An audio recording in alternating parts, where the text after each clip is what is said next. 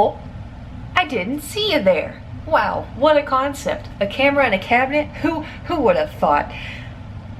So I don't have the tripod. I still haven't found it. I haven't fixed it up.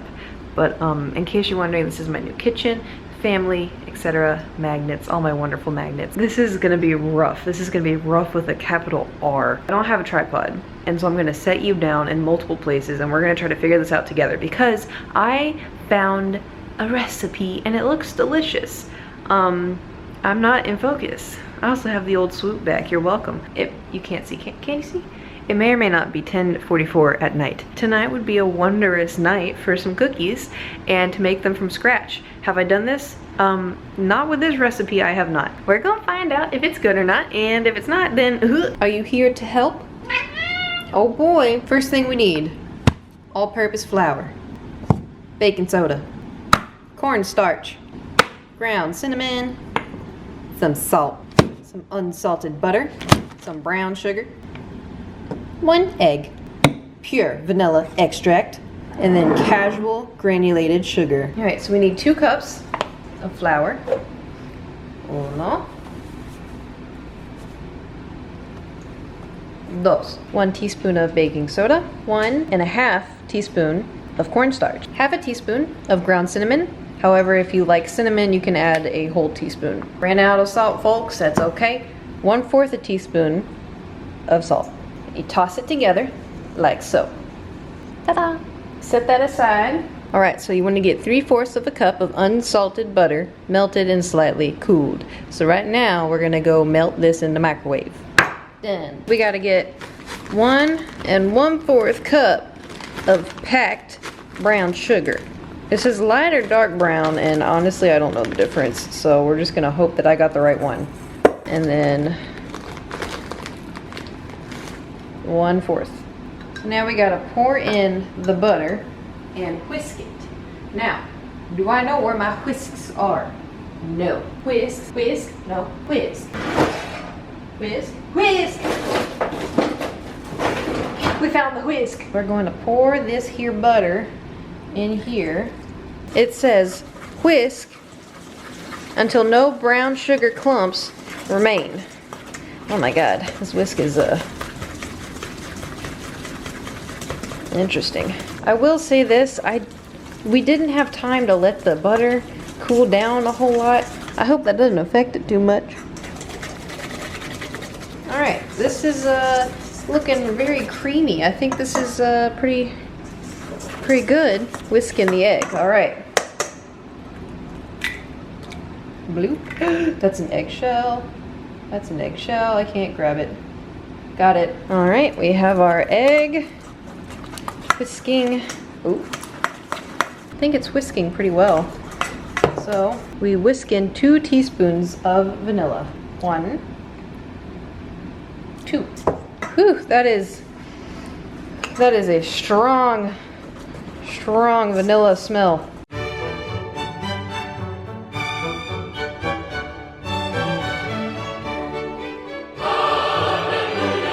Now we're going to pour the wet ingredients into the dry ingredients, and we're going to mix it together. Here we go. Oh, you can't see with my hand, I'm sorry.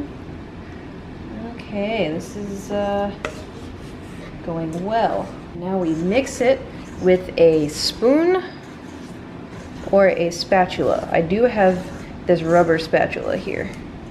So we're going to just mix it all together. Man, I'm gonna try to mix and hold you. Oh my god, this was a horrible idea. Hold on. This is why I have a camera person. All right, we're getting a nice looking dough. Oh, you can't see. We're getting a nice looking dough. I gotta set you down, I'm sorry. You know, one of these days y'all are gonna be okay with me having someone help me film. But for now, it just seems like everyone doesn't like it. The dough will be very soft yet thick. Cool. Seems like we're on the right path.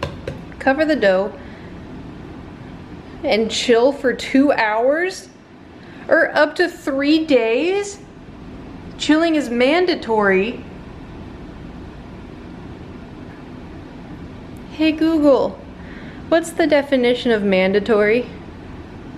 Mandatory has two different meanings. Starting with the most common one, mandatory can be used as an adjective to mean required by law or rules. Oh. Is that the meaning you were thinking of? Yes, thank you, Google. Okay, here are some words that have a similar meaning to mandatory. What? Obligatory, binding, inescapable, Yeah. unavoidable, Yeah. requisite, and Unavoidable. necessary. Do you want to hear mandatory used in a sentence? No. And as you guys can see, it's a little bit nighttime. So we're gonna have cookies at 1 in the morning. No, it's gonna be 2 in the morning. Oh my god. I'm having a crisis because it says it can be chilled up to 3 days. So do I make the cookies into the night or do I chill it overnight? And then tomorrow for breakfast make cookies. I don't know what to cover the cookie dough with, so I did cover it with cling film. So I hope that suffices. Alright, well, it's daytime. This is what it looks like. It's been almost 12 hours. I did end up going to sleep, and we're gonna make cookies for lunch. It does smell a little weird. I don't know if that's normal. I have to let it like get back to kind of room temperature a little bit for 10 minutes. It said, where did it say? So it says so you put it in the fridge for 2 hours. But if you put it in the fridge for longer than 2 hours, you have to let it set for 10 minutes. So, hey Google, set a timer for 10 minutes, please. We have a problem. So I let it sit out for 10 minutes. And I don't know if it's supposed to be like this, but it's practically rock solid. All right, it's been 30 minutes and I can kind of scoop a little more out. So you gotta put like two tablespoons of just white sugar and we're gonna ball it up, roll into a ball, place 3 inches apart, bake for 8 to 9 minutes. All right, cool. We're gonna wash our hands. It didn't say, oh, no. Oh. All right, here we go, everybody. I will say it is warmer. It's not room temperature, but it's getting there. Roll this into a ball and then roll it around. And you place it on the parchment paper. A little concerned that ball may be too big. Maybe I should make smaller ones. Oh, wait, I gotta do the makeup hand thing. Come on now. Come on, camera. Come on, don't do this to me. Doing it to me, isn't it? Well, you can kind of see the sugar. You roll them into balls and then bake for 8 to 9 minutes. And then after that, you take them out and you push down with a spoon or your fingers. I'm gonna use a spoon just for safety reasons because I'm a fool and I will burn myself. But it's to push it down and give it a little bit of a crackle effect, and then you put it back in for I think 2 to 3 minutes, and then you let it sit for I don't know how long. Trial and error, fellas, trial and error. Yeah, this looks like a better, this looks more like a mouthful of cookie. Yeah, the other ones are, oh my god, the other ones are so big. Oh no. I don't know how I did it, but I made enough. Like there wasn't any left over. I didn't like panic make small ones. Like they're all, well, this was our first one, okay? This one's a little bit bigger than most of them, but I think it's time, and I'm a little worried, but it'll be fine, right? One's going on the bottom, and the other one's going on the top. So this is how we're gonna cook them. I've never made cookies when they're supposed to be like in a ball, but do you see the one on the bottom? It looks like it's melting. Oh, that one too. Oh my god, it's working. It's actually working. And it smells really good too. I don't know how many minutes have gone by. I think maybe like 4. But they're not melting. They're like evening out. And they're so, oh my god. I'm so excited. Okay, I think it's time. Nobody panic. Nobody panic. I'm already panicking. Okay.